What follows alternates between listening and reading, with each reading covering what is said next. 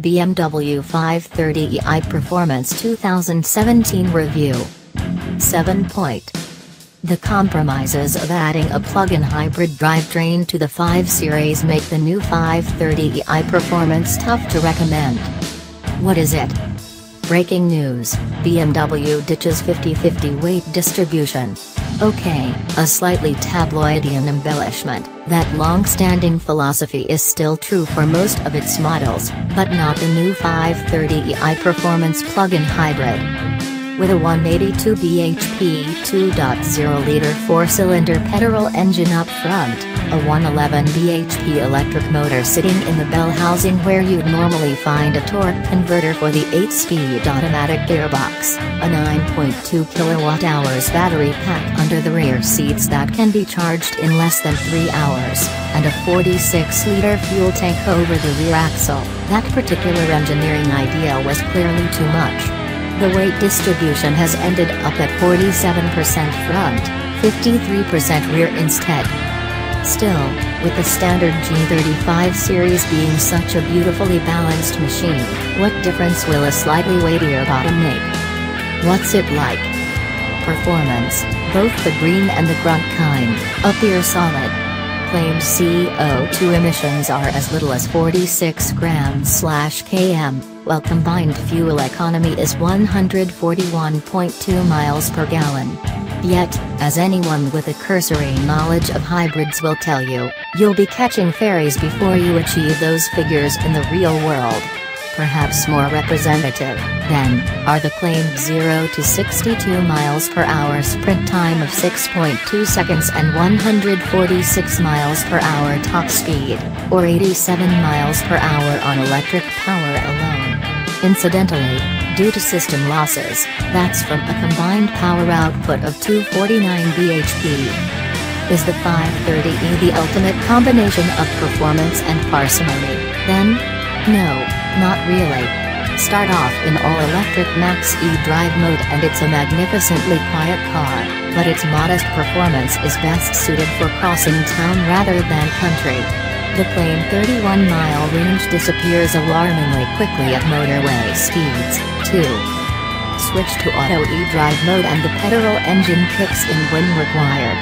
At gentler speeds the transition is smooth, but bury your foot hard to the accelerator stop and it's less sublime, with a consistent 2-second delay as the gearbox sorts itself out, before the colorless but largely unobtrusive background buzz from the engine kicks in. Pace is good, mind. There's enough of it to breeze you past bumbling trucks on a B road, or carry you easily into 3-figure speeds on an autobahn.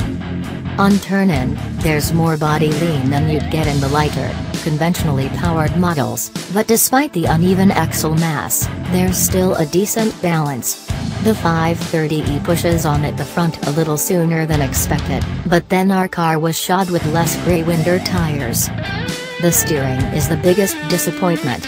There's not enough weight buildup as you crank on lock, so you're always making little corrections to keep the trajectory correct. It's a far cry from the intuitive helms of the other G30 models we've driven.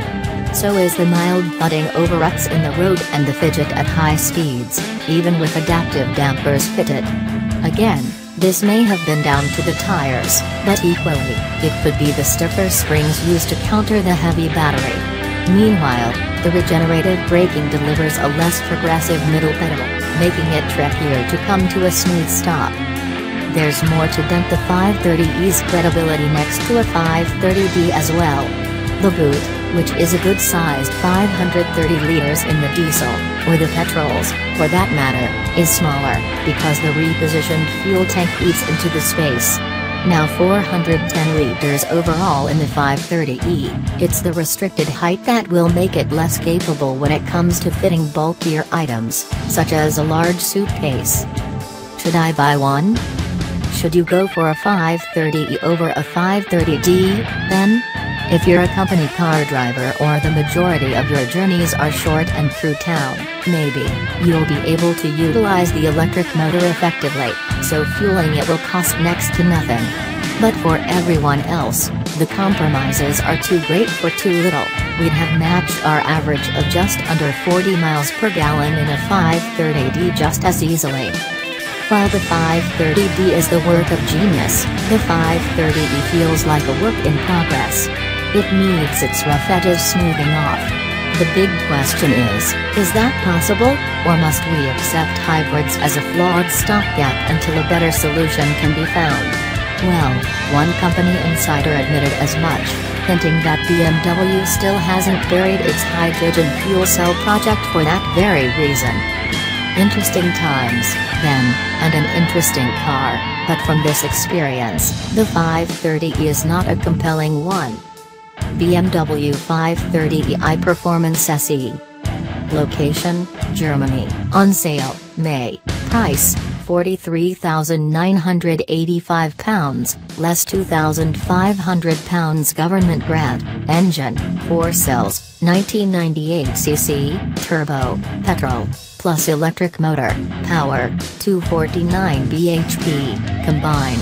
Torque, 310 pounds-foot, combined. Gearbox, 8 SPD automatic.